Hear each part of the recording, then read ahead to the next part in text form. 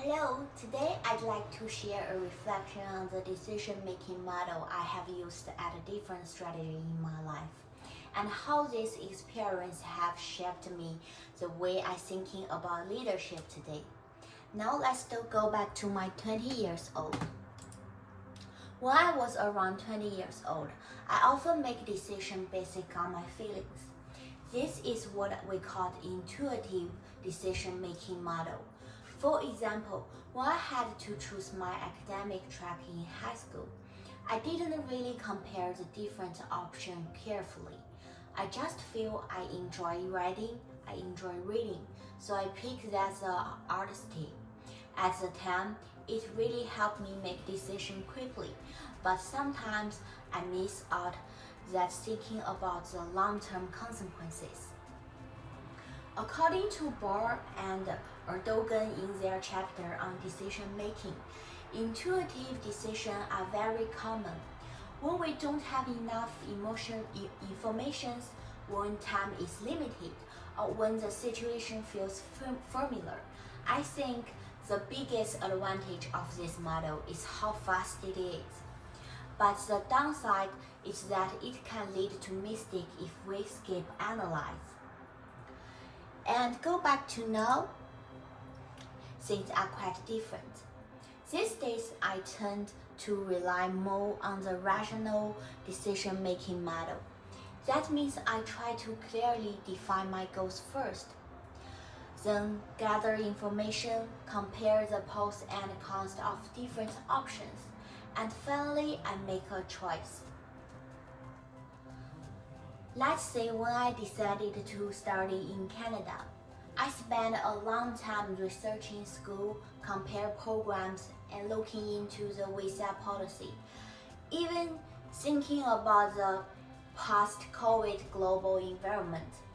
I try to follow each step logically, from identifying the problem to evaluating the outcome. And because of that, I feel much more confidence in my decision. I don't easily regret that because I know I have made them with a solid foundation. To summarize, there are two main things I care about when I'm making the decision now. The first one is this relationship or situation is truly good for me. When I first came to Canada, I didn't have many friends. At the beginning, I often tried really hard to please other people, just hoping they would like me. But now, I will ask myself, do I feel supported, understood, and respected in this relationship? Whether it's a friendship or group project, I have learned to step away from people who constantly bring negative energy or leave me emotionally exhausted. I used to ignore these feelings and just go along with these things. But now I realized my time and emotional energy are valuable. The second question is, I will ask myself, am I taking the risk I can actually handle? A great example of this was my decision to study in Canada.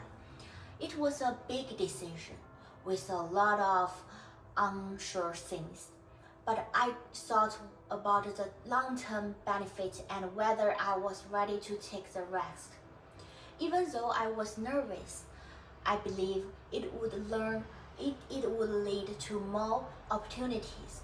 And looking back, I am really glad I'm making that choice.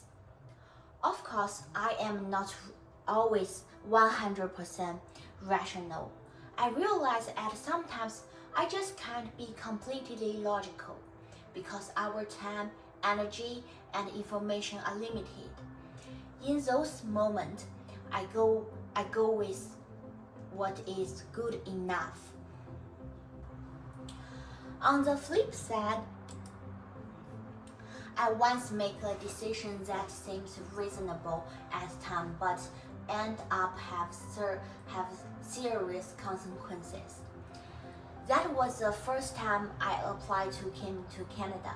I hired an agency to handle all my paperwork. I thought letting professionals taking care of it would be easily, but I didn't double check what they submitted, and the document ended up being incorrect. My visa was rejected. That experience told me that even when a decision seems safe or professional, I still have to take a full responsibility for it. I can't rely completely on others when it comes to my own future. Last but not least, I want to share the learning about different decision-making models has really shaped the way I thinking about the leadership. I want to be someone who can combine different approaches.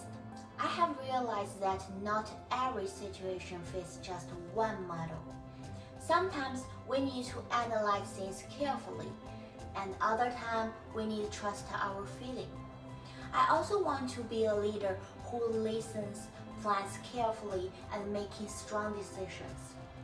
And I will encourage my people to look at problems from different angles. So, we decision can be more creative and well balanced. Thank you for your listening.